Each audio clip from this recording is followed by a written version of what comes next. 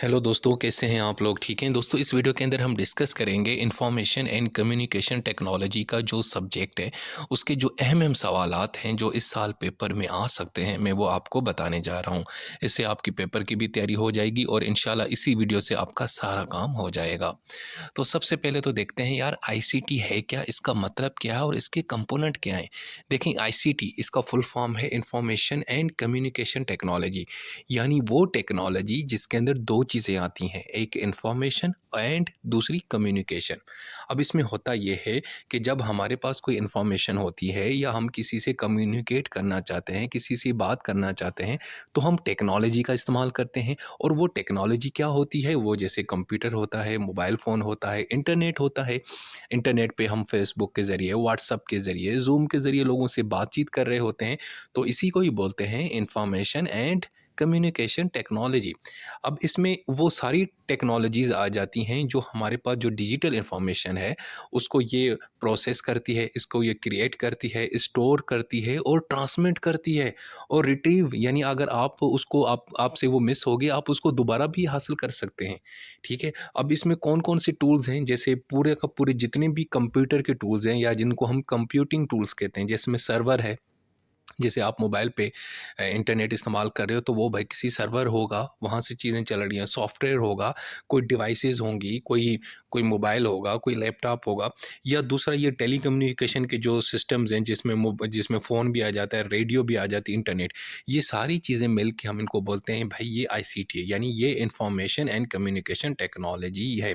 अब ये जो आईसीटी है ना भाई, ये बड़ा अहम रोल अदा कर रही है आजकल हमारी ज़िंदगी के अंदर, खुसूसन एजुकेशन के अंदर। हम एजुकेशन के ज़रिए आजकल क्या होता है, मोबाइल पे पढ़ाई कर रहे होते हैं, यूट्यूब देख रहे होते हैं, लॉ एंड विज़डम देख रहे होते हैं। भाई ये क्या, ये आईसीटी है ना। आपको एक इन्फॉर्मेशन भी मिल रही है और आप कम्युनिकेट भी कर रहे हो। आप मुझे मैसेज करते हो नीचे, या फेसबुक पे डीएम करते हो, या व्हाट्सअप कर रहे होते हो। तो कम्युनिकेशन भी मेरे साथ हो रही है तुम लोगों की, और आप लोग मेरे से इन्फॉर्मेशन भी ले रहे हो। ठीक है। और इसमें फिर ये बिज़नेस में भी ये चीज़ें इस्तेमाल हो रही हैं, हेल्थ केयर के अंदर इस्तेमाल हो रही हैं। अब ऑनलाइन आपको पता है कि डॉक्टर्स चेक कर रहे होते हैं, आपका एक मरीज़ का पूरा रिकॉर्ड मौजूद होता है। कहीं पे भी चले जाएँ तो आपको अब हर किस्म की आईसीटी की एप्लीकेशन नज़र आ रही होती हैं। तो जनाब इसकी ज़रा थोड़ी हिस्ट्री देख लेते हैं। देखें यार, शुरू-शुरू में ना 18वीं सदी में टेलीग्राफ हुआ करता था। ठीक है?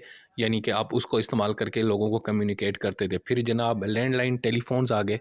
ठीक है? आपने उसका इस्तेमाल किया 19वीं सदी में, और फिर उसके बाद 19वीं सदी के अंदर ही इंटरनेट का ज़माना आया। तो इंटरनेट के की वजह से तो भाई कम्युनिकेशन और मज़ीद फ़ास्ट हो गई। फिर कंप्यूटर्स आ गए, स्मार्टफ़ोन्स आ गए, अब तो आर्टिफ़िशियल इंटेलिजेंस का ज़माना आ चुका है। यानी पहले हम इंटरनेट के ज़रिए जो है ना, सिर्फ़ याहू के ज़रिए या जीमेल के ज़रिए या ईमेल टू ईमेल और राब्ता करते थे। अब तो भाई सोशल मीडिया के टूल्स आ चुके हैं, फ़ेसबुक आ चुका है, व्हाट्सएप आ चुका है, इंस्टाग्राम आ चुका है, उसके ज़रिए राब्ता करते हैं। और इसके अलावा क्लाउड कंप्यूटिंग आ चुका है, फ़ास्ट इंटरनेट आ चुकी है, 5G 6G की बातें चल रही हैं। और ऑनलाइन कम्युनिकेशन इतने टूल बढ़ चुके हैं कि अब आपको जो है ना वो लैंडलाइन फ़ोन का इस्तेमाल करने की ज़रूरत ही नहीं पेश आती। आप लोग जितने भी मेरी वीडियो सुन रहे हैं, आप मुझे बताएं, आप लोगों में से किसी ने लैंडलाइन फ़ोन का रिसेंटली कोई इस्तेमाल किया है? नहीं किया होगा। अब ज़्यादातर सब जो है ना वो व्हाट्सअप का इस्तेमाल कर रहे होते हैं, और या सिंपल जो नेटवर्क है, यूफ़ोन, जैज़ वगैरह का इस्तेमाल कर रहे होते हैं। तो भाई ये जो आईसीटी की इंडस्ट्री है, ये इतनी बड़ी होती जा रही है, दिन ब दिन इतनी फास्ट होती जा रही है कि आपकी सिर्फ सोच है, और ये आपकी ज़िंदगी को डायरेक्टली जो है ना वो जो है ना उसके ऊपर असर फेंकती है, आपको बल्कि फैसिलिटेट करती है। इसके बहुत सारी ज़िंदगी में आपके फ़ायदे हैं, आपकी कम्युनिकेशन, आपकी पढ़ाई, आपकी एजुकेशन, जॉब वगैरह सब के अंदर इसका बड़ा अहम किरदार बढ़ चुका है। अच्छा जी, अब हम ज़रा आईसीटी को, मैं आपके कंपोनेंट बताने से पहले ये देखूँगा कि आईसीटी और आईटी में क्या फ़र्क है। यार आईसीटी तो है इंफॉर्मेशन एंड कम्युनिकेशन टेक्नोलॉजी, और आईटी है simple information technology. Information technology technology में क्या होता है कि हम सिंपल जो है ना टेक्नोलॉजी के ऊपर फोकस करते हैं, जो आपको इंफॉर्मेशन देती, जैसे उसमें हार्डवेयर आ गया, सॉफ्टवेयर आ गया, डेटाबेसेस आ गए, नेटवर्क आ गए, यानी वो सारी चीज़ें। यानी कि इसके अंदर हम इंफॉर्मेशन को स्टोर करते हैं, प्रोसेस करते हैं, सिक्योर करते हैं। जैसे आप कंप्यूटर चलाते हो, कंप्यूटर पे आपने ना वर्ड जो है माइक्रोसॉफ्ट वर्ड ओपन की, कोई चीज़ आपने लिखना, टाइप किया और फिर उसको स्टोर किया, this is called simple IT. ठीक है ना। लेकिन जो आईसीटी सॉरी आईटी, ये जो आईसीटी होती है ना, अब इसमें क्या होता है कि आईटी के साथ आप कम्युनिकेशन भी कर रहे होते हो। यानी सिंपल आपने वर्ड फाइल लिखी, कंप्यूटर में सेव की, कोई नोट्स बनाए सेव कर दिए, this is simple, this is called IT.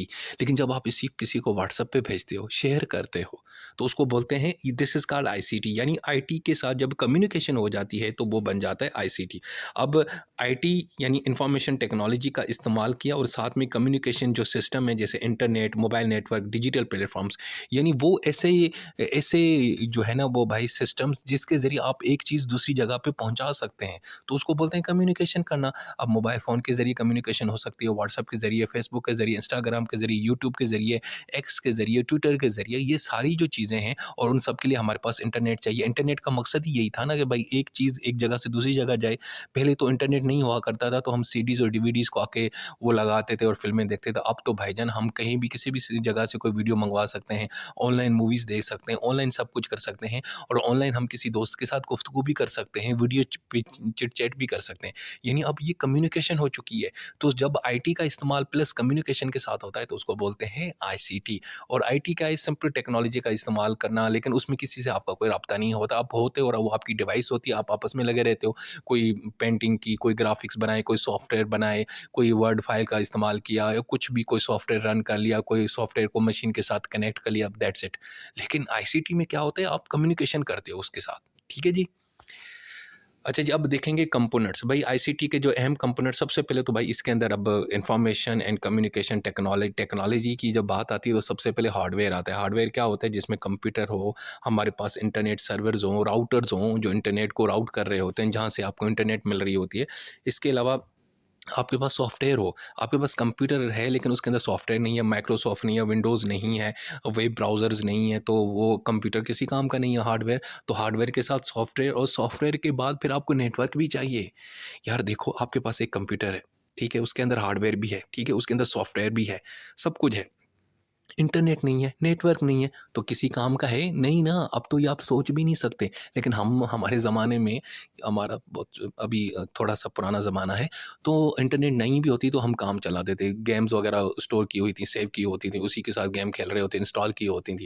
लेकिन अब भाई इंटरनेट पे ही सारा कुछ चल रहा है। तो तीसरी चीज़ है नेटवर्क, यानी आपके पास इंटरनेट हो, वाई-फाई हो या लोकल एरिया नेटवर्क जो होता है लैन, वो होना चाहिए। उसके बाद जनाब एक और कंपोनेंट है डेटा स्टोरेज। भाई सिंपल ये नहीं है कि ये सारी चीज़ें हों, आपके पास एक ऐसा सिस्टम हो जाके आपकी जो इन्फॉर्मेशन है, आपका जो डेटा है, आप उसको स्टोर कर सको। जैसे डेटाबेसेस होती हैं, क्लाउड स्टोरेज यानी गूगल ड्राइव पे। अब आप तो मोबाइल में बहुत सारी चीज़ें सेव कर रहे हो, तो आपको पता है अगर आपके पास जीमेल होती है तो आपकी गूगल ड्राइव में सेव हो रही होती है, ठीक है? इसके अलावा कम्युनिकेशन टूल होनी चाहिए, आपके पास ईमेल हो, याहू हो, माइक्रोसॉफ्ट हो, जीमेल हो, व्हाट्सएप हो, जिसे आप एक जगह से दूसरी जगह आप चीज़ को मुंतकिल कर सकें। ठीक है? अगर आपने मेरे से राब्ता करना होता है तो आप व्हाट्सएप के ज़रिए कर सकते हैं, ज़ूम पे कर सकते हैं, ईमेल के ज़रिए स कर सकते हैं। और इसके अलावा भाईजान आईसीटी का जो सबसे अहम कंपोनेंट है वो लोग। यानी लोग होने चाहिए ना भाई, जो उसको यूज़ करें, स्टूडेंट हो, आईटी स्टाफ हो, एडमिनिस्ट्रेशन हो, ये जो मैनेज करे आईसीटी सिस्टम को। अब आईसीटी को एलियन तो नहीं चलाने आएँगे ना, तो इसके लिए ज़ाहिर बात है लोगों की भी ज़रूरत पेश आएगी।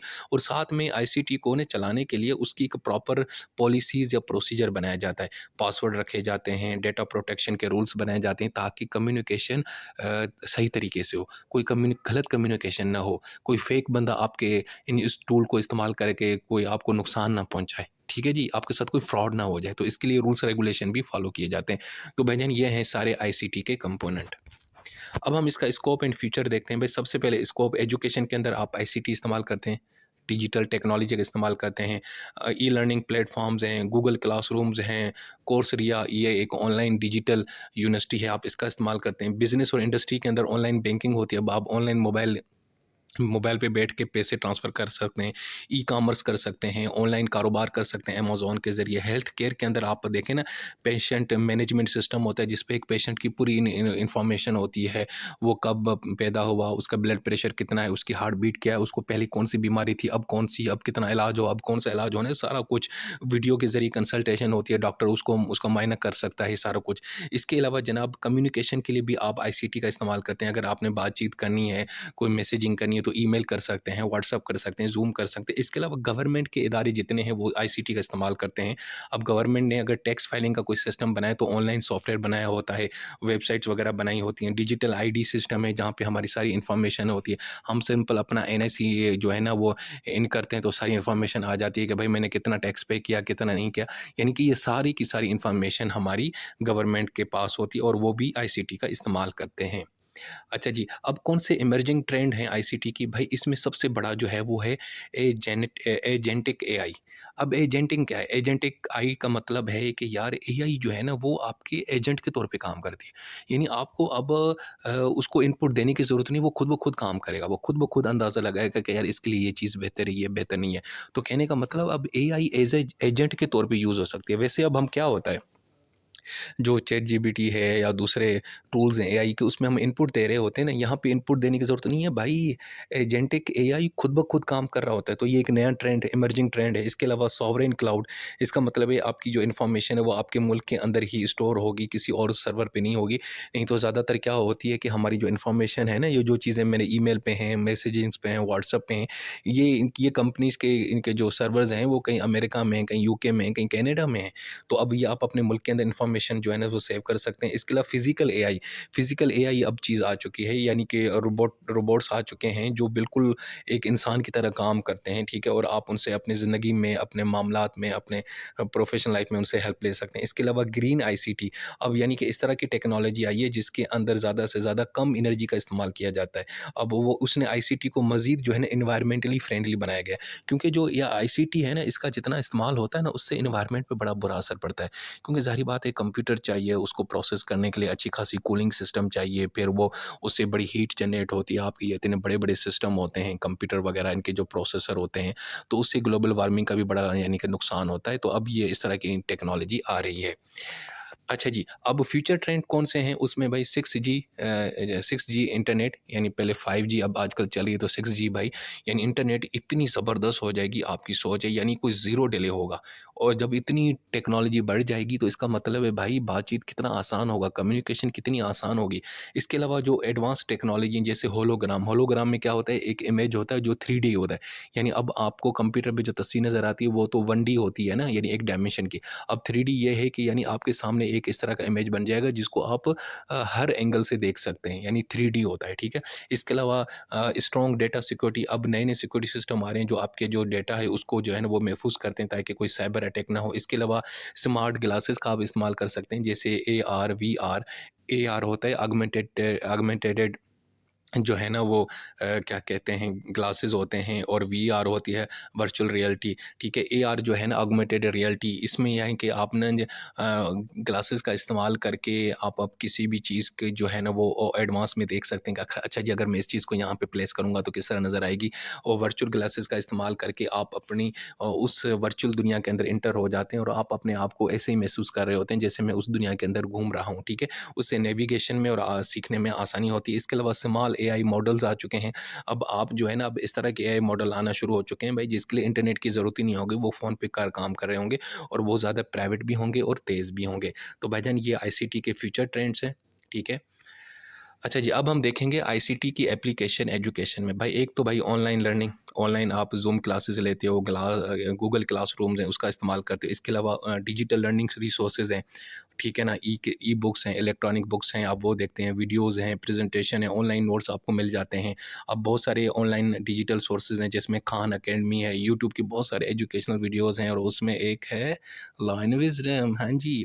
इसके अलावा इंटरैक्टिव लर्निंग, इसमें क्या होता है कि आप जो है ना डिजिटल टूल को खुद रेगुलेट कर रहे होते हैं, यानी कि आपके पास एक जो है ना स्मार्ट बोर्ड है वाइट कलर का, उसमें आप जो है ना उसको उसमें टच का सिस्टम लगा हुआ है। आप किसी चीज़ को खुद बना भी सकते हैं, किसी मैप को कलरफुल भी कर सकते हैं, ठीक है? या ऑनलाइन आप ना एक कंप्यूटर गेम खेल रहे हैं, उससे आपकी जो मैथ के जो फैक्ट्स हैं वो चेक हो रहे हैं। यानी कि डिजिटल टूल्स को इस तरह इस्तेमाल करना कि खुद उसको आप कंट्रोल भी कर रहे हैं और उसके आपकी से आप सीख भी रहे होते हैं। इसको बोलते हैं इंटरैक्टिव।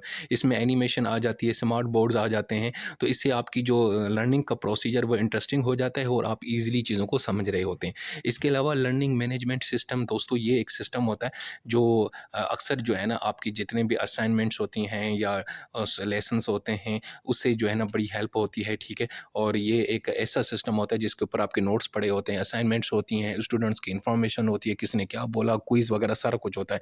इसका एग्जांपल है मॉडल और कैनवास, या आप गूगल पे देख सकते हैं। यहाँ पे नोट्स पड़े होते हैं, आप लॉगिन कर सकते हैं। यानी हर एक स्टूडेंट्स की पूरी इन्फॉर्मेशन होती है, नोट्स, मटेरियल, क्विज़, असाइनमेंट्स, ये सारा कुछ हर चीज़ आपको वहाँ पे मिल जाती है।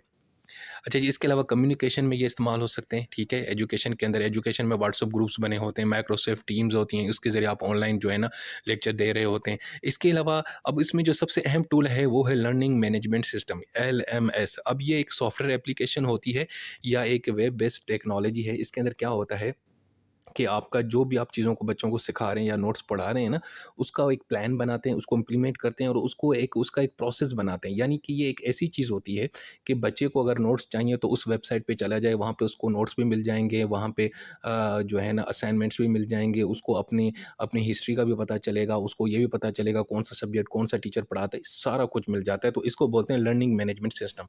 अब इसके फंक्शन क्या है? एक तो भाई आपका जो कंटेंट है उसको मैनेज करता है, आपका सिलेबस है, लेक्चर नोट्स हैं, वीडियोज़ हैं, रीडिंग्स हैं। दूसरा ये है कि एडमिनिस्ट्रेटिव टास्क भी हो सकते हैं, यानी स्टूडेंट्स की रजिस्ट्रेशन भी आपको वहाँ पे मिलेगी, उनकी अटेंडेंस कितनी है उसको ट्रैक करना और उनके जो ग्रेड्स हैं उनको मैनेज करना कि एक बच्चे को ए ग्रेड है कि बी ग्रेड है, उसका पहले रिजल्ट क्या था, फर्स्ट सेमेस्टर में क्या था, सेकंड में क्या था। तो ये पूरा एक सिस्टम होता है, ये एक पूरी एक वेबसाइट टाइप काम कर रही होती है। इसको बोलते हैं LMS, ठीक है जी। इसके अलावा इसमें असेसमेंट भी होता है, फीडबैक भी होता है, इसमें आप ऑनलाइन क्विज या एग्जाम्स डाल रहे होते हैं, इसमें जो है ना बहुत सारे ऑटोमेटिक ग्रेडिंग होती है, प्रोवाइड फीडबैक स्टूडेंट को करते हैं, ठीक है। इसके अलावा इसके इसके इस LMS के ऊपर आप कम्युनिकेशन भी कर सकते हैं, आप चिट चैट भी कर सकते हैं, आप नोटिस बोर्ड पे अनाउंसमेंट भी लगा सकते हैं, कोई नोटिफिकेशन कर सकते हैं, इंस्ट्रक्टर और स्टूडेंट्स के बीच में कोई बातचीत हो तो वो वहाँ पे भी कर सकते हैं। यानी कि एक कंप्लीट पैकेज है, नोट्स भी है, कम्युनिकेशन भी है, नोटिस बोर्ड भी है, ग्रेड्स हैं, इन्फॉर्मेशन है, सब कुछ है। अब इसका एग्जाम्पल एक है मॉडल, ये बहुत ही अहम है, ओपन सोर्स LMS है, ये ज़्यादातर स्कूल्स और यूनिवर्सिटीज़ में इस्तेमाल होता है। इससे टीचर्स को बड़ा फ़ायदा होता है, वो कोर्स मटेरियल अपलोड करते हैं, क्विज़ बनाते हैं और स्टूडेंट के जो ग्रेड्स हैं वो एक ही जगह पे मैनेज कर रहे होते हैं। इसके अलावा कैनवास, ये भी बड़ा ज़बरदस्त है जनाब, इस पे भी ऑनलाइन कोर्सेज, असाइनमेंट्स वगैरह पड़ी होती हैं, रियल टाइम कम्युनिकेशन होती है टीचर और स्टूडेंट्स में। इसके अलावा गूगल क्लासरूम, ये भी बड़ा अच्छा LMS है, ये भी गूगल ने डेवलप किया है और इसमें टीचर्स जो है ना वो क्लासेस को डेवलप करते हैं, शेयर असाइनमेंट करते हैं, फीडबैक देते हैं, कम्युनिकेट करते हैं। यानी हर चीज़ आपको यहीं पे मिल जाती है, आपको कहीं जाने की ज़रूरत नहीं होती। अच्छा जी, अब हम देखते हैं ऑनलाइन एजुकेशन, बहुत सारे प्लेटफ़ॉर्म हो चुके हैं, जिससे आपको मटेरियल भी मिल रहा होता है, बच्चों को कोर्स मिल जाता है, ट्रेनिंग मिल जाती है, यानी कि उनको फिज़िकल क्लासरूम अटेंड करने की ज़रूरत नहीं होती। इसमें लेक्चर्स होते हैं, असाइनमेंट्स होते हैं, सर्टिफ़िकेट्स होते हैं। अब इसका एग्ज़ाम्पल है कोर्स रिया, ये एक ऑनलाइन भाई एक यूनिवर्सिटी है और बड़ी-बड़ी यूनिवर्सिटीज़ के जो कोर्सेज़ हैं, कंपनीज़ के जो कोर्सेज़ हैं, वो यहाँ पे मिलते हैं और इवन कि ये सर्टिफ़िकेट भी जारी करते हैं। इसके अलावा EDX है भाईजान, ये भी कमाल की एक वेबसाइट है या एक ऑनलाइन प्लेटफ़ॉर्म है, जहाँ पे आपको कोर्सेज़ मिलते हैं। इवन कि हार्वर्ड और MIT यूनिवर्सिटी के भी कोर्सेज़ यहाँ पे आपको मिलेंगे, ठीक है। इसके अलावा जनाब यूडेमी, ये भी एक ज़बरदस्त एक ऑनलाइन लर्निंग प्लेटफॉर्म है, यहाँ पे स्किल बेस्ड लर्निंग होती है, जैसे प्रोग्रामिंग सिखाते हैं, बिजनेस कैसे करना है, डिज़ाइनिंग, इस तरह के कोर्सेज़ होते हैं और ये जो एक्सपर्ट्स लोग हैं वो बनाते हैं। इसके अलावा खान अकेडमी का आपको पता है, ये फ्री एजुकेशनल लेसन्स दे रहे होते हैं, यहाँ पे प्रैक्टिस सेशन होते हैं, बिल्कुल स्कूल की तरह। यहाँ पे मैथ, साइंस, इकोनॉमिक्स पे ज़्यादा फोकस किया जाता है। और इसके अलावा एक और एग्जाम्पल है जनाब, one and only law and wisdom, जहाँ पे आप जितने भी लॉ के सब्जेक्ट्स हैं वो पढ़ सकते हैं। पाकिस्तान में 5 साल का जितना भी कोर्स है वो भी कंप्लीट है और अब तो सेमेस्टर वाइज भी स्टार्ट हो चुका है। अच्छा जी, उसके बाद है interactive multimedia and virtual classroom. अब इसमें वही चीज़ मैं आपको जैसे बताया, कंप्यूटर के ज़रिए जो है ना आप चीज़ों को खुद ही कंट्रोल कर रहे होते हैं। ऑडियो, वीडियो, एनिमेशन, ग्राफिक्स होते हैं। यार अक्सर बच्चों के पास ये टैब वगैरह होते हैं टच स्क्रीन के, अगर वो कोई चीज़ सीखना चाहते हैं तो ऑनलाइन वो चीज़ों को हाथ कर रहे होते हैं, पेंटिंग कर रहे होते हैं, तस्वीर बना रहे होते हैं, मतलब खुद ही उसको कंट्रोल कर रहे होते हैं। और अक्सर आपने वीडियोज़ में देखा होगा कि व्हाइट बोर्ड आ चुके हैं आजकल, वहाँ पे एनिमेशन चल रही होती है, एनिमेशन को आप अपने हाथ से कंट्रोल कर रहे होते हैं, कलरफुल कर रहे होते हैं। उससे क्या होता है कि बच्चों को खुद ब खुद चीज़ें समझ आ जाती हैं। इसको बोलते हैं इंटरैक्टिव मल्टीमीडिया, यानी ऐसी मल्टीमीडिया की एप्लीकेशन जिसको आप खुद कंट्रोल कर सकें। इसके अलावा वर्चुअल क्लासरूम, ऑनलाइन क्लासरूम जैसे ज़ूम के वगैरह के होते हैं, माइक्रोसॉफ्ट टीम्स टीम्स के हैं, एजुकेशनल वीडियोज़ हैं, तो ये वर्चुअल क्लासरूम होती है, यानी फिजिकल ज़रूरत नहीं है। आजकल ऑनलाइन क्लासेस जिस तरह होती हैं, जब कोविड में क्लासेस हुई थी तो ये इसको बोलते हैं वर्चुअल क्लासरूम, ठीक है। अच्छा जी, इसके अलावा आईसीटी की अब देखेंगे, आईसीटी का हेल्थ एंड वेल बींग यानी इंसान की सेहत के हवाले से क्या इसका है यानी किरदार है। भाई सबसे पहली तो इसमें चीज़ आती है टेली मेडिसिन। अब ये इतनी ज़बरदस्त चीज़ हो चुकी है, आप मोबाइल फ़ोन, कंप्यूटर और इंटरनेट के ज़रिए भाई एक मरीज़ जो है ना, वो डॉक्टर से रब्ता कर सकता है और डॉक्टर उसका मुआयना कर सकता है और उसको जनाब बता सकता है भाई तुम ये चीज़ खाओ, ये नहीं खाओ, यानी उसको मेडिसिन वगैरह सजेस्ट कर सकता है। आपको फिज़िकली विज़िट नहीं करना। अब इसमें बहुत सारी एप्लीकेशन आ चुकी हैं, जैसे ओला डॉक पाकिस्तान के सबसे largest digital health care platform है। यहाँ पे भाई सारे पाकिस्तान के एक्सपर्ट जो है ना, वो डॉक्टर्स मौजूद हैं, उनका प्रोफ़ाइल मौजूद है, उनकी फ़ीस मौजूद है। आप उनसे रब्ता करेंगे तो आपको वो आपकी फ़ोन पे बातचीत हो जाएगी, वो आपको टाइम देंगे और आप उनको बता सकते हैं। इसके अलावा सेहत कहानी, मरहम, ये भी सारी एप्लीकेशन है, ठीक है। यानी टेलीमेड, टेली का मतलब होता है दूर, मेडिसिन का मतलब मेडिसिन, यानी कि वो मेडिसिन जो आपको दूर से मिल रही है। यानी कि पहले तो ये आमतौर पे तो ये होता है ना, आप डॉक्टर के पास चले जाते हो, विजिट करते हो, उसके क्लिनिक जाते हो, हॉस्पिटल जाते हो, वो आपको चेक चुक कर रहा होता है। अब आप फ़ोन पे भी पूछ सकते हैं कि सर मेरी ये सिम्पटम्स हैं, मुझे खांसी आ रही है, ये है, मेरा दिल धड़कता है, बहुत धड़कता है और बार-बार धड़कता है, मतलब इस तरह की बातें, ठीक है। अच्छा जी, इसके अलावा online health consultation video calls के ज़रिए भी होते हैं, चैट के ज़रिए होते हैं, मोबाइल एप्लीकेशन भी हो जाती है। इसके अलावा डिजिटल फ़िटनेस एप्लीकेशंस आ चुकी हैं आपके पास, ठीक है। डिजिटल एप्लीकेशंस उसमें क्या होता है कि अब ऐसी जो है ना, जैसे गूगल फिट है, एप्पल हेल्थ है, सैमसंग हेल्थ है, एमआई बैंड है, रन कीपर्स हैं। ये इस तरह की एप्लीकेशन है जिसमें ना आपकी जितनी भी फ़िज़िकल एक्टिविटीज़ हैं, यानी आप कितने कदम आप चले, आपका हार्ट रेट क्या है, आपका स्लीप पैटर्न्स क्या है, आपकी कैलोरीज़ कितने आपने बर्न की, एक्सरसाइज़ रूटीन क्या है, आपका आपका बीपी कितना है, हार्ट बीट, ये सारा जो है ना, ये एप्लीकेशन मेजर कर रही होती हैं। आपने अक्सर, बल्कि इवन कि जब मैंने जॉगिंग करना स्टार्ट की थी तो मैंने इस तरह की एप्लीकेशन इंस्टॉल की, तो उससे मुझे वो सारा बताता था कि भाई आज के दिन तुमने इतनी वॉक की है, इतनी कैलोरीज बर्न की हैं, तुम्हारा इतना वेट है, तुम्हें इतनी हालांकि वॉक करनी चाहिए। तो ये जो एप्लीकेशंस हैं, ये भी ज़ाहिर बात है आपको इन्फॉर्मेशन भी दे रही हैं, आपके साथ कम्युनिकेट भी कर रही हैं और आपकी आपकी हेल्थ के मुतालिक सारी इन्फॉर्मेशन रखती हैं। अच्छा जी, इसके अलावा रिमोट पेशेंट मॉनिटरिंग अब ये भी बहुत आम हो चुका है कि आप जो है ना, मरीज़ को ना हालाँकि वो कहीं भी बैठा हुआ है, आप उसको मुआयना कर सकते हैं वीडियो कॉल के ज़रिए। और इवन कि वो मरीज़ जो ख़ास जो बड़ी ख़तरनाक बीमारियों में मुलविस हैं, जैसे डायबिटीज़ है, हाइपरटेंशन है, हार्ट प्रॉब्लम्स हैं, वो मूव नहीं कर सकते, चल नहीं सकते, तो आप दूर से बैठ के ही स्मार्ट डिवाइसेज़ के ज़रिए उनको मॉनिटर कर सकते हैं और स्मार्ट डिवाइसेज़ के ज़रिए उनकी बॉडी की अंदर जो चीज़ें हैं वो भी देख सकते हैं। इसके अलावा अब इसके फ़ायदे क्या हैं भई? एक तो भाई आपकी मेडिकल सर्विसेज़ में बड़ी एक इम्प्रूवमेंट हुई है। एक तो जियोग्राफ़िकल बैरियर ख़त्म हो चुके हैं। भई अब आप कहाँ पे बैठे हैं, कहीं किस इलाके में, कोई फ़र्क नहीं है। डॉक्टर कराची का है, आप लाहौर में बैठे हुए हैं, कोई मसला नहीं है। आप जनाब ऑनलाइन सारा कुछ कर सकते हैं। इसके अलावा जनाब इससे कन्वीनियंस बढ़ चुकी है, फ़ास्टर केयर है, जल्दी में आपकी बातचीत हो जाती है, जल्दी में डॉक्टर आपको कंसल्टेशन देता है, आपको बता देता है। यानी बाज़ औक़ात बंदा इतना बेचारा परेशान होता है, दर्द होता है कि वो हॉस्पिटल जाते-जाते उसका काम हो जाता है। तो अब ये है कि वीडियो कॉल या फ़ोन पे डॉक्टर से पूछ लें और 2 मिनट के अंदर नीचे से मेडिकल स्टोर से मेडिसिन लेके आएँ और ठीक हो जाएँ। इसके अलावा कॉस्ट रिडक्शन, इससे आपका बचत हो जाती है। इसके अलावा ट्रैवल वगैरह बच जाती है। और दूसरा यानी कि वाइडर हेल्थ केयर कवरेज है। यानी अब इसमें बहुत सारी चीज़ें हैं। अब बहुत सारे इलाके होते हैं जो लो इनकम ग्रुप्स होते हैं, रिमोट कम्युनिटीज़ हैं, दूर-दराज गाँव में लोग रहते हैं। उनका आना-जाना बड़ा मुश्किल होता है बड़े हॉस्पिटल्स में या बड़े डॉक्टर के पास, तो वो मोबाइल फ़ोन के ज़रिए, एप्लीकेशन के ज़रिए, इंटरनेट के ज़रिए डॉक्टर से कनेक्ट कर सकते हैं। अच्छा जी, इसके अलावा जो लोगों की पर्सनल हेल्थ मैनेजमेंट भी बड़ी बेहतर हो जाती है। अगर आप खुद समझदार हैं, टेक्नोलॉजी का इस्तेमाल करना जानते हैं, तो ये Google Fit, Apple Health, Mi Band, इन एप्लीकेशन के ज़रिए आप जो है ना अपनी फ़िटनेस को देख सकते हैं, आप अपने वज़न को ट्रैक कर सकते हैं, अपनी हेल्थ एक्टिविटीज़ को देख सकते हैं, ये हार्ट रेट, स्लीप, कैलोरीज़ वगैरह को देख सकते हैं, आपने आज के लिए कितनी कैलोरीज़ बर्न की, आपने आप कितनी वॉक की, आपको मज़ीद कितनी वॉक करनी चाहिए। इसके अलावा जो पर्सनलाइज़्ड केयर है, यानी आप उसका मायना कर सकते हैं, आपको रिकमेंडेशन मिलती रहती हैं उस एप्लीकेशन के ज़रिए कि भाई अब ये ना खाओ, आज तुमने इतना खा लिया, ये ना खाओ, आज तुमने ये खाया है, तुम्हें ये नहीं खाना चाहिए, तुम्हें बेहतर चीज़ करना चाहिए, आज तुम्हें वॉक ज़्यादा करनी चाहिए, आज तुम्हारी स्लीप पैटर्न सही नहीं है, तुम्हें 8 घंटे की, यानी कि वो पूरा का पूरा आपको बता रहा होता है और आपकी सेहत इंप्रूव होती है। इसके अलावा आपको एंगेजमेंट होती है कंटिन्यूअस, आप हर वक्त अपना गोल रिमाइंडर करते हैं, जी आज मैंने इतनी वॉक करनी है, कल मैंने इतनी की थी, फिर वो अपना फिटनेस चैलेंजेस होते हैं, आप उसको फॉलो करते हैं, पुशअप ज़्यादा लगा रहे होते हैं, वॉक ज़्यादा कर रहे होते हैं, तेज़ भाग रहे होते हैं, मोटिवेशन मिल जाता है और उस एप्लीकेशन के ऊपर मोटिवेशंस भी आती हैं, वीडियोज़ भी चल रही होती हैं। इससे यानी ओवरऑल आपकी हेल्थ जो है ना वो बेहतर हो जाती है और आप खुद से अपनी सेहत को बेहतर कर रहे होते हैं इस एप्लीकेशन के ज़रिए, इस आईसीटी के ज़रिए। अच्छा जी, अब देखेंगे ICT in personal finance and shopping. भाईजान आजकल कारोबार करना है तो आईसीटी का बड़ा इस्तेमाल है, शॉपिंग करनी है तो आईसीटी। अब सबसे पहले ऑनलाइन बैंकिंग है। ऑनलाइन बैंकिंग अब आपको अच्छे से पता है, आप ऑनलाइन वेबसाइट पे आप जो है ना अपने आपका जिस बैंक में अकाउंट है उसकी एप्लीकेशन ओपन करें या उसकी ईमेल पे चले जाएँ, अपना लॉगिन करें और पैसे ट्रांसफ़र करें। अब इसका फ़ायदा तो ये है कि टाइम बच जाता है, आपको फिज़िकल विज़िट नहीं करना पड़ता, 24 घंटे आप किसी भी टाइम पैसे जो है ना ट्रांसफ़र कर सकते हैं। लेकिन चैलेंज ये होता है कि साइबर फ्रॉड हो सकता है, हैक हो सकती है आपकी एप्लीकेशन, आपका अकाउंट। और दूसरा ये कि इंटरनेट की ज़्यादा कनेक्टिविटी का भी मसला होता है। अगर पाकिस्तान जैसे मुल्क में रहते हैं तो इंटरनेट आजकल जो जिस तरह चल रही है तो वो भी है, उससे की वजह से भी आपके पैसे ट्रांसफ़र नहीं हो रहे होते। और बाज़ औक़ात है जो एप्लीकेशन होती है, मोबाइल एप्लीकेशन होती है बैंकिंग वाली, वो करप्ट हो जाती है, उसका लोड बढ़ जाता है, तो ये भी बड़े मसाइल हैं। लेकिन ओवरऑल फ़ायदा भी है।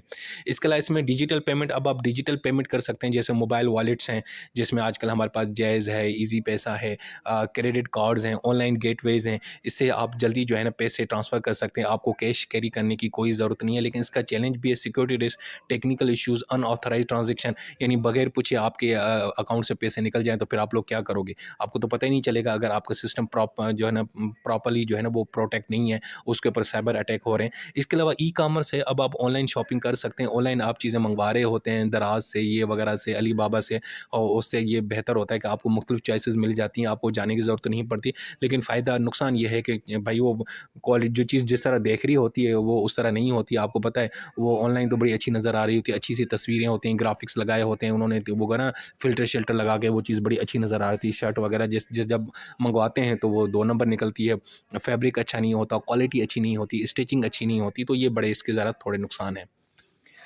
अब online banking and financial tools बताता हूँ। एक तो मोबाइल वॉलेट्स हैं आजकल, मोबाइल के अंदर ही आपके पास एक एप्लीकेशन होती है, आप उसमें पैसे सेंड भी कर सकते हैं, रिसीव भी कर सकते हैं, स्टोर भी कर सकते हैं डिजिटली। जैज़ कैश है, ईज़ी पैसा है, कीनो वॉलेट है। इसके अलावा पेमेंट गेटवेज़ एंड नेटवर्क्स हैं। अब तो बहुत सारे एक सिस्टम है जो बैंकों को और जो मर्चेंट्स हैं, जो कारोबारी, उनको आपस में कनेक्ट करती है, जैसे वन लिंक है, MNET है। इसके अलावा डिजिटल पेमेंट सर्विसेज़ हैं, जैसे ज़ोंग पे, मैक्स है, वो डिजिटल सर्विसेज़ पेश करती है कि भाई आप जो है ना विदाउट कैश किस तरह मोबाइल एप्लीकेशन को यूज़ करके कार्ड्स के ज़रिए जो है ना अपना जो है ना पेमेंट के जो मामलात हैं वो डील कर सकते हैं। अच्छा जी, इसके बाद है fake news, disinformation and miss information in the digital age. ज़ाहिर बात है, आईसीटी में अब इन्फॉर्मेशन भी है, कम्युनिकेशन, और जब कम्युनिकेशन होती है तो भाईजान झूठ भी होता है, फेक न्यूज़ भी आ जाती है, फेक इन्फॉर्मेशन भी आ जाती है। तो सबसे पहले फेक न्यूज़ ये होती है कि या कोई भी इन्फॉर्मेशन उसको आप मिसलीड या गलत तरीके से बताते हैं और लोगों को ऐसे फील करवाते हैं जैसे ये सही खबर है, हालाँकि वो खबर गलत होती है। अब ये फैब्रिकेटेड पॉलिटिकल या हेल्थ स्टोरीज़ जो अक्सर ऑनलाइन की जाती हैं कि जी फलाँ बंदा जो है ना इस जेल में मर गया है, हालाँकि वो ऐसा कुछ भी नहीं होता। या मिस इन्फॉर्मेशन में क्या होती है कि ये भी गलत इन्फॉर्मेशन होती है, लेकिन इसके अंदर आपकी इंटेंशन बुरी नहीं होती। आपकी इंटेंशन ये नहीं होती कि मैंने किसी को नुकसान पहुँचाना। आपने कोई इन इन इनकरेक्ट हेल्थ टिप जो है ना वो आपने समझा कि ये बिल्कुल ठीक है, आपने शेयर कर दी, या कोई आपके पास खबर आई, आपने समझा ये बिल्कुल ठीक है, आपने शेयर कर दी, जबकि वो फेक निकली। और इसके बाद है डिसइन्फॉर्मेशन में क्या होता है कि आप जानबूझ के गलत इन्फॉर्मेशन फैला रहे होते हैं ताकि लोगों को मिसलीड किया जाए, गुमराह किया जाए। जैसे पॉलिटिकल प्रोपेगेंडा होता है, ठीक है ना? वो जो अपना लीडर होता है उसका जो शिट है उसको भी कहते हैं भाई ये हलवा है, ज़बरदस्त, क्या बात है, क्या बात है। मतलब इस तरह की, ठीक है ना? लोगों का पब्लिक ओपिनियन या लोगों को इन्फ्लुएंस करने के लिए अपने लीडर की बात-बात तारीफ़ करना, हालाँकि उससे बोंगियाँ बज रही हों, लेकिन आपने कहा भाई क्या मूव खेला है, भाईजान क्या गेम डाल दिए, क्या काम कर रहे हैं, क्या हिकमत अमली है। तो इसको बोलते हैं डिसइन्फॉर्मेशन। अच्छा जी, अब आईसीटी की वजह से ये फेक न्यूज़ क्यों बढ़ती हैं? ज़ाहिर बात है, आईसीटी है, इन्फॉर्मेशन कम्युनिकेशन टेक्नोलॉजी। अब सोशल मीडिया पे हम ये सारा कुछ काम कर रहे होते हैं, लोगों को मैसेज कर रहे होते हैं, ट्विटर पे, फेसबुक पे, व्हाट्सएप पे, वहाँ पे हम ये फैला रहे होते हैं। इसके अलावा ये जो इन्फॉर्मेशन है ना, ये जल्दी वायरल हो जाती है, बहुत सारे यूज़र्स पे चली जाती है, आपको चेक करने का टाइम ही नहीं मिलता। दूसरा इसका लैक ऑफ रेगुलेशन, ये ऑनलाइन जितना भी कंटेंट चल रहा होता है ना फेसबुक पे, यूट्यूब के ऊपर, इसकी यार रेगुलेशन ज़रा ना कमज़ोर है, ठीक है ना? अच्छा जी, दूसरा ये एल्गोरिथम और एंगेजमेंट, आमतौर पे जो जितने भी सोशल मीडिया प्लेटफ़ॉर्म्स हैं ना, ये जो सेंसेशनल कंटेंट होता है, ये ज़रा अजीब-व-गरीब 2 नंबर टाइप का जो कंटेंट होता है, उसको ये ज़्यादा वायरल हो जाता है, क्योंकि जो है ना जो सॉफ्टवेयर या प्रोग्रामिंग या एल्गोरिथम वो इस तरह काम कर रहे होते हैं कि कोई ऐसी चीज़ जिसको लोग देखने में ज़्यादा इन्वॉल्व होते हैं, वो उस चीज़ को वायरल कर रहा होता है। तो जो गलत चीज़ें जो हो रही होती हैं, फेक किस्म की या बेहुदा किस्म की, वो चीज़ें इसलिए वायरल होती हैं क्योंकि लोग उसमें दिलचस्पी ले रहे होते हैं, और वो जो मशीन है फिर उसको और ज़्यादा डबल यानी कि प्रोमोट कर रही होती है। इसके अलावा दूसरा ये है कि अब हर आज के ज़माने में कोई भी बंदा ऑनलाइन कंटेंट क्रिएट भी कर सकता है, पब्लिश कर सकता है। इससे जो है ना उसकी क्रेडिबिलिटी पे बड़ा सवाल आता है। अब हर बंदा वीडियो टिकटॉक पे वीडियो बना सकता है, हर बंदा यूट्यूब चैनल ओपन कर सकता है, हर बंदा ऑनलाइन लेक्चर्स दे सकता है। अच्छा जी, अब फेक न्यूज़ का इम्पैक्ट क्या है? एक तो भाई पब्लिक ओपिनियन को मिस गाइडेंस उसको गुमराह किया जाता है, सोशल कन्फ्यूजन, लोगों में पैनिक क्रिएट होता है कि जी हुकूमत ने ये कर दिया, वो कर दिया, हुकूमत ने जनाब ₹40 पेट्रोल बढ़ा दिए, जबकि पता चले कि ₹40 नहीं था, सिर्फ ₹14 था।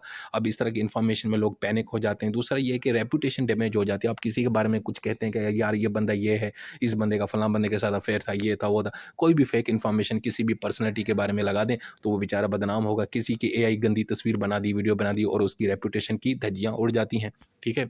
अच्छा जी, इसके अलावा पॉलिटिकल इंस्टेबिलिटी, आपका जी आप इलेक्शंस को, पॉलिटिकल व्यूज़ को इन्फ्लुएंस करने के लिए गलत खबरें फैलाते हैं, जिसकी वजह से लोग यानी कि एक सियासी जो है ना वो अदम इस्तेहकाम पैदा हो जाता है। इससे मीडिया के ऊपर लोगों का ट्रस्ट खत्म हो जाता है। वो यकीन ही नहीं करते, वो कहते हैं यार सब ये 2 नंबर है, सब फेक है, ये है, वो है। इसके अलावा इकोनॉमिक एंड सोशल हार्म होता है। ठीक है? गलत रिपोर्टों की वजह से रूमर फैलते हैं, मिस इन्फॉर्मेशन फैलती है, तो मार्केट आपकी जो स्टॉक एक्सचेंज है वो ऊपर नीचे हो जाती है। अब इसके एथिकल रिस्पॉन्सिबिलिटीज़ ये हैं कि एक तो भाई कोई भी इंफॉर्मेशन है ना उसको मॉनिटर करें और उसको रिमूव करें, फैक्ट चेकिंग सिस्टम का इस्तेमाल करें, एआई टूल का इस्तेमाल करें, पता लगाएं कि ये जो तस्वीर या वीडियो है एआई से बनाई गई है या रियल है।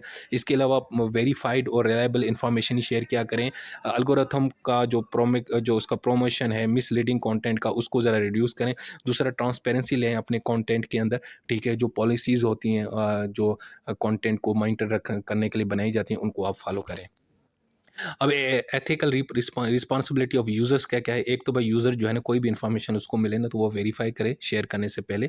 दूसरा ये है कि सिर्फ ट्रस्टेड और जो क्रेडिबल सोर्सेज हैं उसकी इन्फॉर्मेशन को ही फॉलो करें। यहाँ पे हमने देखा है कि फेसबुक पे ना हर दूसरा जो पेज है वो इन्फॉर्मेशन लगा रहा होता है, गलत लगा रहा हो, तो लोग उसको फॉलो कर रहे होते हैं। इसके अलावा इमोशनल और अनवेरीफाइड कंटेंट ना मत शेयर किया करें, और मिसलीडिंग और हार्मफुल पोस्ट को रिपोर्ट किया करें। इसके अलावा प्रैक्टिसिंग डिजिटल रिस्पॉन्सिबिलिटी अवेयरनेस, लोगों को यानी कि समझाएं कि भाई मोबाइल किस तरह इस्तेमाल किया जाता है, फेसबुक किस तरह इस्तेमाल किया जाता है, यानी डिजिटल लिटरेसी को ज़रा प्रोमोट किया करें। अच्छा जी, अब हम डिजिटल आइडेंटिटी या ऑनलाइन रेपुटेशन। डिजिटल आइडेंटिटी ये होती है कि वो इन्फॉर्मेशन जो एक बंदे के बारे में ऑनलाइन मौजूद है, जैसे मेरा फेसबुक पेज है, मेरा कोई अकाउंट है, ठीक है? तो लोग बहुत सारे क्या करते हैं, उसका गलत इस्तेमाल करते हैं। यानी फेसबुक पेज है, आपका जीमेल अकाउंट है, ये जो प्रोफाइल है ये आपकी एक डिजिटल आइडेंटिटी है। मेरी digital identity law and wisdom के नाम से मौजूद है, मेरा फेसबुक मौजूद है अयाज नूर के नाम से।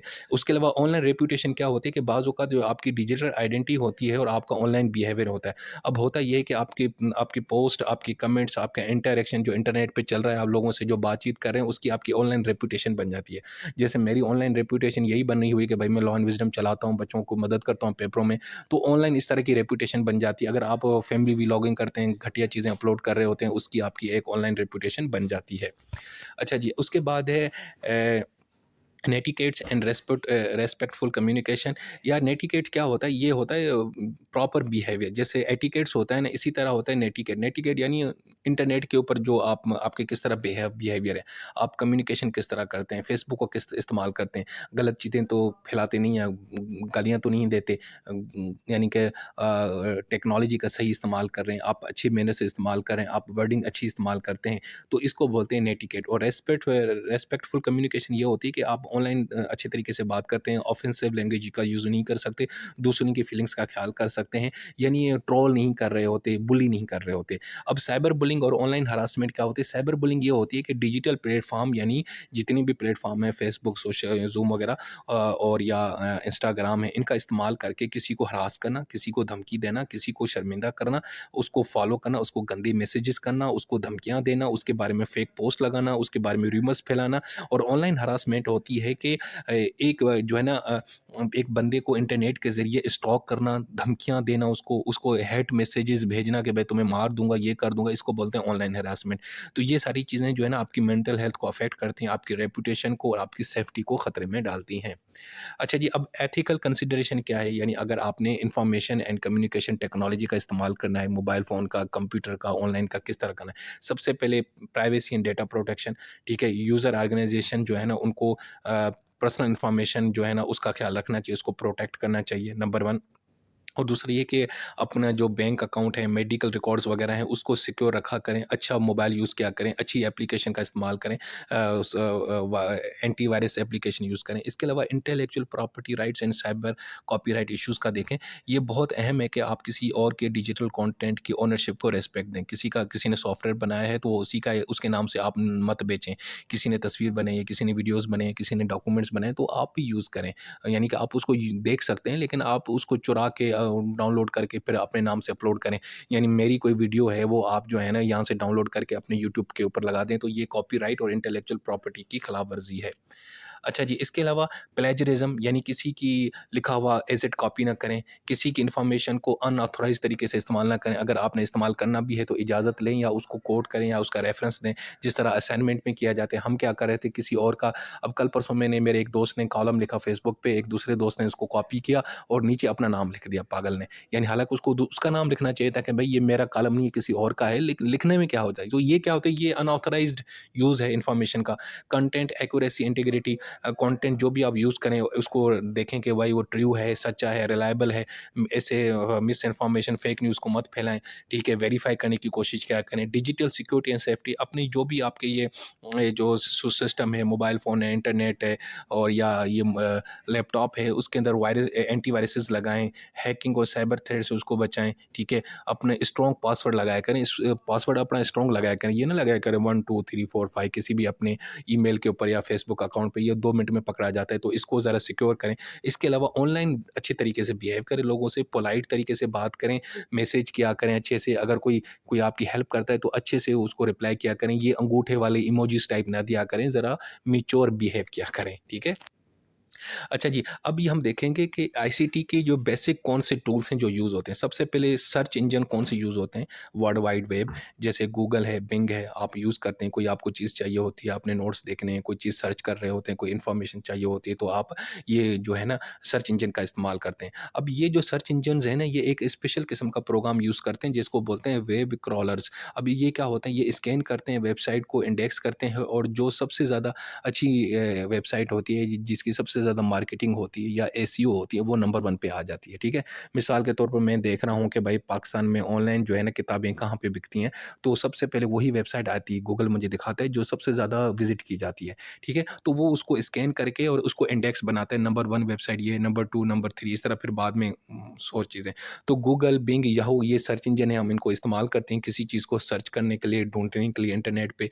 इसके अलावा फॉर्मल कम्युनिकेशन टूल्स हैं भाई, जैसे फॉर्मल कम्युनिकेशन टूल कौन से हैं? नंबर 1 जीमेल है, ये फॉर्मल है। हम जब जॉब कर रहे होते हैं, हम ईमेल करते हैं, माइक्रोसॉफ्ट आउटलुक का इस्तेमाल करते हैं। हम व्हाट्सएप पे चीज़ें नहीं भेजते, ठीक है ना? हम फेसबुक पे चीज़ें मैसेज नहीं, फॉर्मल एक ईमेल करते हैं। तो ये फॉर्मल टूल्स होते हैं कम्युनिकेशन करने के, बातचीत के। इसके इसके भी कुछ मैनर्स हैं कि क्लियर एंड पोलाइट लैंग्वेज इस्तेमाल करें, प्रॉपर सब्जेक्ट लाइन लगाएँ, स्लैंग और इनफॉर्मल वर्ड यूज़ ना करें, ठीक है ना?